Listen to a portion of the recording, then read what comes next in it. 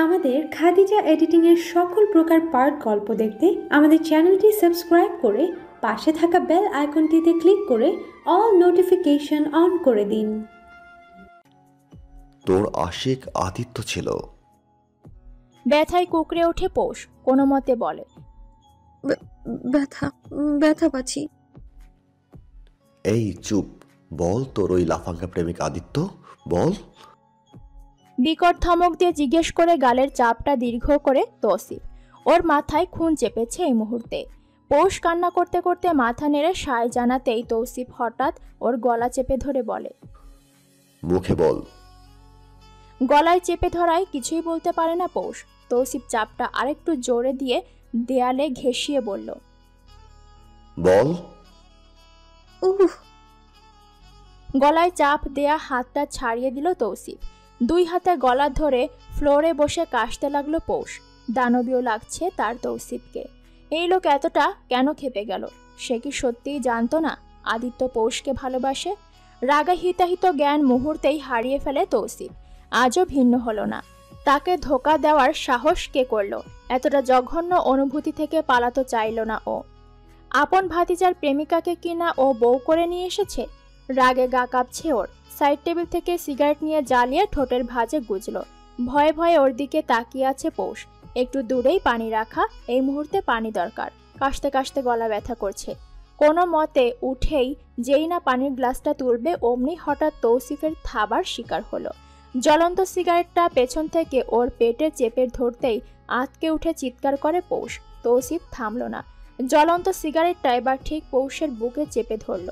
ছুটতে চায় পৌষ, পালাতে চায়, তবে পারে না। ওর এক একটা আত্মচিৎকারে দরজার বাইরে উপস্থিত প্রতিটি কাজের লোক কেঁপে ওঠে। তৌসিফের রাগ সম্পর্কে তারা অবগত, কিন্তু ছোট্ট মেয়েটা তো অবগত না। অতীত। আদিত্য আর পৌষ দুজনকে একই শিক্ষক পড়াতো। যদিও আদিত্য ওর থেকে 2-3 বছরের বড়, তবে ইংরেজিটা পড়ানোর সুবাদে গ্রামার পার্টটা মাঝে মধ্যে মিলে যেত। পৌষের একটা বই স্যার একবার দিতে বলে আদিত্যকে। ফোন করে হেমন্তকে বলে যাতে পৌষকে বলে গ্রামার বইটা আদিত্যদের বাসায় পৌঁছে দিতে। আদিত্যের পরীক্ষা। হেমন্ত তখন কাজে যাচ্ছিল বিধায় নিজে দিতে পারেনি। চৈত্র বা জ্যৈষ্ঠ বাসায় নেই। অবশেষে পৌষ পাশের বাড়ির চাচাতো বোনকে নিয়ে যায় তালুকদার বাড়িতে। এই বাড়ি এলাকায় সবাই চিনে। এই পথ ধরে কলেজ যেত পৌষ। সেই দিনই প্রথম এই বাড়িতে পা রাখেও দারোয়ান জানায় 2 তলায় থাকেন আদিত্যরা। পৌষ ভদ্রভাবে বইটা আদিত্যকে দিতেই আদিত্যর মা জোর করে ওকে টেনে বসায় ভেতরে। অস্বস্তিতে হাঁসফাঁস করা পৌষকে দেখেই আদিত্য হেসে বলে, কি হয়েছে পুষি? Aren't you feel comfort? না, আসলে ভাইয়া, আমার নাম পৌষরাত। কিন্তু তোমার এই ছোট্ট খাট্ট মুখটা দেখে একদম বিড়াল বিড়াল লাগে। হাদুরে বাচ্চা একটা, তাই তোমাকে পুষি ডাকলাম। পৌষের বুকটা এমনিতে ধুকপুক করছিল। আদিত্য এত কথা বলাতে তা বেড়েছিল কয়েক গুণ। এরপর কতদিন গেল, কিভাবে যেন ফেসবুকেও একদিন কথা বলা শুরু হলো। বাহানাটা ছিল আজব। কোনো এক অ্যাপ পৌষকে ইনস্টল করে কোড চাইছিল আদিত্য। এসব কিছু করে ও ইনকাম করে। পৌষ ওই দিন অনেক চেষ্টা করেও কোড দিতে পারেনি, কেন যেন হলোই না। হেমন্ত তখন নতুন ওকে ফোন কিনে দিয়েছে। এসব ও বুঝতো না। ধীরে ধীরে কথা বাড়ল। কলেজের বাইরে আদিত্য দাঁড়িয়ে থাকতো মাঝে মধ্যে। কেউ যাতে না চেনে তাই মুখে মাস্ক পরে সানগ্লাস চোখে দিয়ে রাখত। সাহস জুগিয়ে একদিন আদিত্য কথা বলতে এগিয়ে এসেছিল পৌষের কাছে। সেদিন ছিল পৌষের কলেজের শেষ দিন। সামনে তার ফাইনাল পরীক্ষা। বিদায় অনুষ্ঠানে শাড়ি পরে আসাতে ওকে দেখে লোভ সামলাতে পারেনি আদিত্য। তাই তো ছুটে এসে কথা বলতে চায়। ভাগ্যের নির্মম পরিহাসে বড় চাচা সেদিন নিতে যায় পৌষকে। এসেই দেখে নাক মুখ ঢেকে রাখা এক ছেলে একটা গোলাপ দিচ্ছে পৌষকে। ব্যাস, কাণ্ড সেদিনই ঘটে গেল। বাসায় এসেই তুলকালাম লেগে যায়। পৌষকে কিছুতেই আর পড়াবেন না তিনি। তবে পৌষের চড়া গলা আর হেমন্তের জন্য পরীক্ষাটা দিয়েছিল। ভার্সিটিতে ভর্তিও হয়েছে 1 বছর এক প্রকার যুদ্ধ করে। ভাগ্যক্রমে একই ভার্সিটির ভিন্ন ডিপার্টমেন্টে আদিত্য আর পৌষ। ওর 19তম জন্মদিনের রাতে আদিত্য হঠাৎই কল করে। সে জানায় মেরিন ট্যুরে যাচ্ছে সে, হয়তো মাস 3-4 লাগবে। এসেই বাসায় জানাবে পৌষের কথা। যদি ওর বাবা জানে তবে এখন পর্যন্ত কিছুই বলেননি। পৌষের মনে মনে পছন্দ ছিলই বটে, তাই তো সেদিন ওয়াদা করে শক্ত মনের মেয়েটা সে অপেক্ষা করবে। বর্তমানে আদিত্যদের ফ্ল্যাট থেকে চিল্লাচিল্লির শব্দ আসছে। তৌসিফ ওদিকে যেতে গিয়েও গেল না। মাথা ঠান্ডা করা প্রয়োজন ওর। নিজেকে সামলে ওয়াশরুমে ঢুকে শাওয়ার অন করে ও সময় নিয়ে ভাবে কিছু জিনিস। মাথা ঠান্ডা করে বের হতেই দেখে ভয়ে এখনো লুকিয়ে গেছে পৌষ। মায়া হয়েও হলো না তৌসিফের। কিভাবে আদিত্যর বুকে গেল ও? চোখ বুজে নিজেকে শান্ত করে পৌষের কাছে গিয়ে ওকে টেনে তুলল। শান্ত অথচ গম্ভীর কণ্ঠে বলে, ফ্রেশ হয়ে এসো। এই প্রথম তৌসিফের এক কথায় পৌষ ওয়াশরুমে গেল। তৌসিফ বাঁকা হাসল। ডোজ কাজে দিয়েছে। যদিও রাগটা ছিল বড় ভাই আর পৌষের চাচার ওপর বেশি, তবে তা উঠিয়েছে পৌষের ওপর। প্লেটে করে খাবার নিয়ে এসে দেখলো পৌষ হাত পা গুটিয়ে বিছানায় বসা।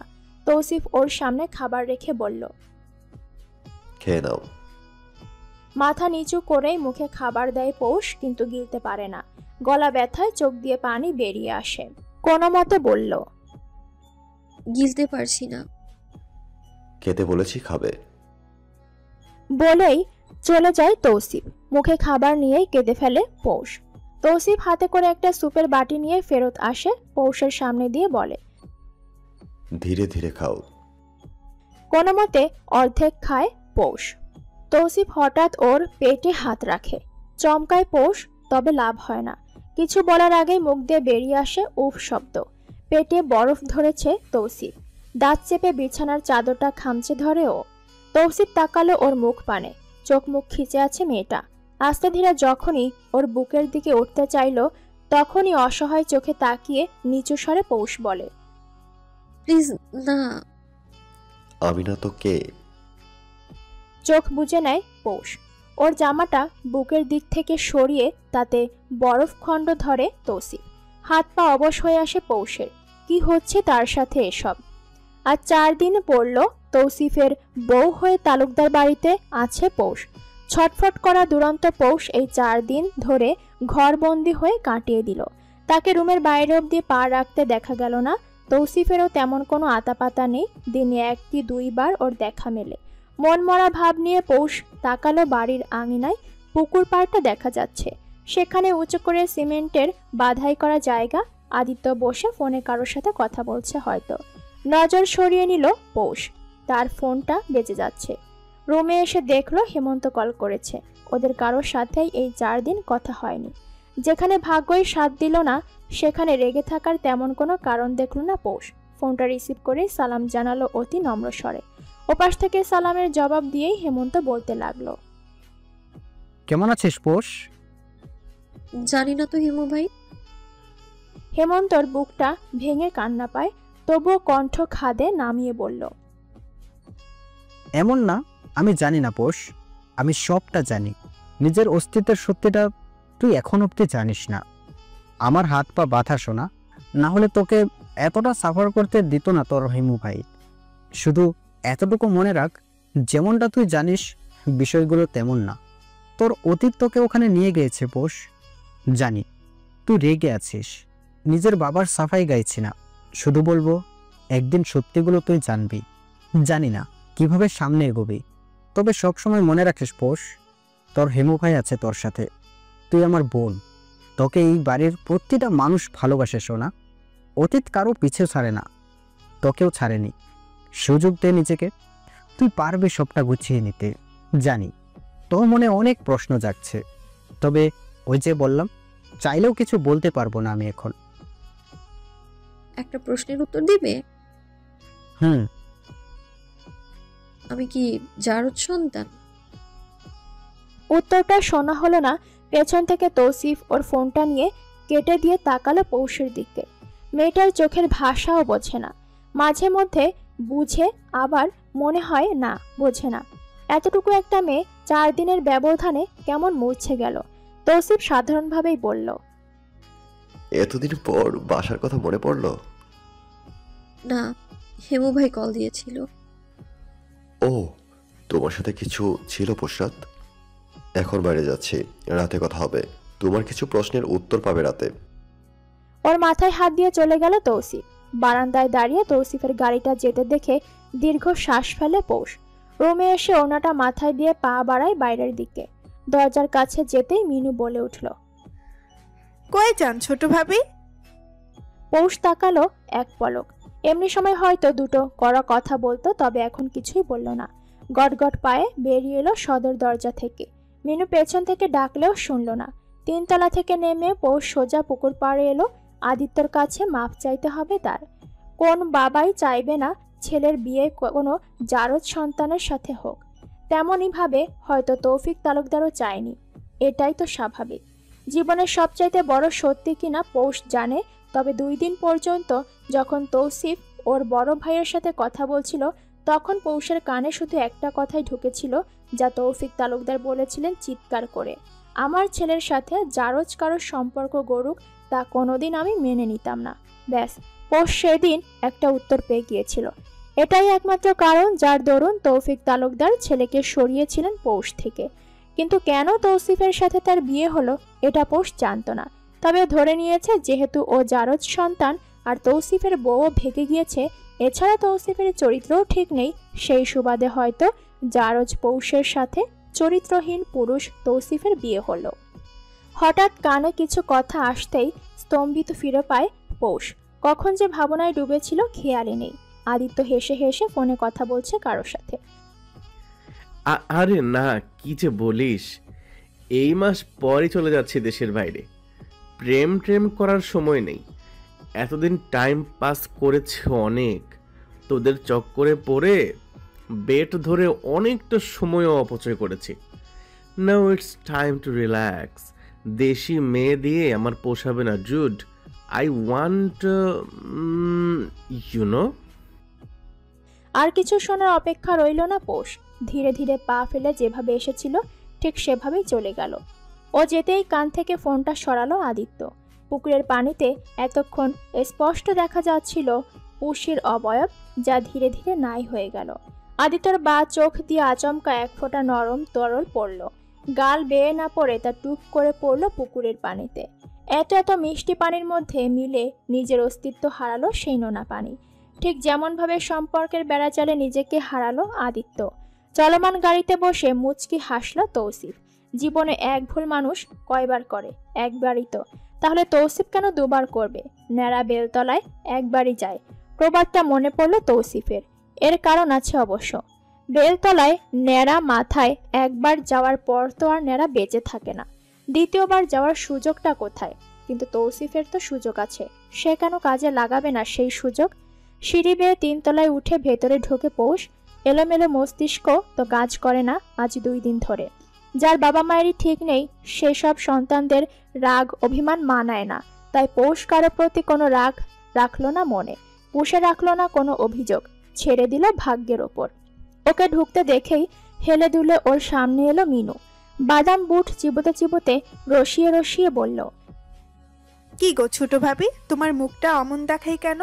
মামা বুঝি আজকাল আদর সোহাগ কম দিচ্ছে? কি হলো তা বোঝা গেল না, তবে গালে হাত দিয়ে দাঁড়িয়ে রইল মিনু। পৌষ ওর গালে ঠাটিয়ে এক থাপ্পড় মেরে হিসহিসিয়ে বলল, কাজের মেয়ে যোগ্যতা বুঝে কথা বলবে, মুখে তো ছুটলে জিভা গোড়া থেকে উপড়ে ফেলবো। চিনিস নি এখনো পৌষকে? বলেই ধূপ ধাপ পা ফেলে রুমে ঢুকে দরজা লাগিয়ে দেয় পৌষ। রান্নাঘরে থাকা বিজলির মা মুখ টিপে হাসছেন।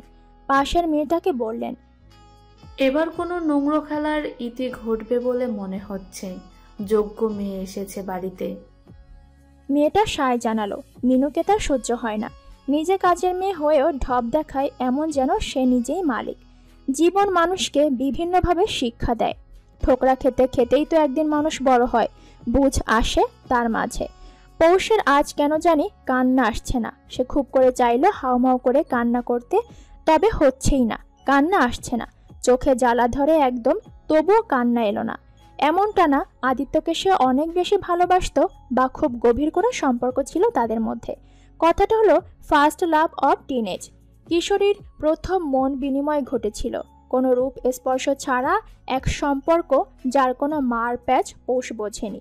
মনের ওপর জোর চলে না, কখনোই না। যদি ততটা গভীর সম্পর্ক হতো তাহলে হয়তো পৌষ কোনোদিন বিয়েতে মত দিতেই পারত না। পছন্দ ছিল দুজন দুজনকে। সেদিন আবেগ সামলাতে পারেনি পৌষ, তাই তো আদিত্য যখন আলিঙ্গন করলো তখন বেহায়া তার হাত দুটো হঠাৎই আদিত্যর পিঠ ছুঁয়ে দেয়। কোনরূপ কামনায় পড়ে পৌষ হাত বাড়ায়নি। আদিত্য তার ভালো বন্ধু ছিল প্রথম, পরেই না সম্পর্ক একটু বাড়ল, যা পৌষ তৌসিফের নামে কবুল করে নিজ পায়ে পিষ্ট করেছে।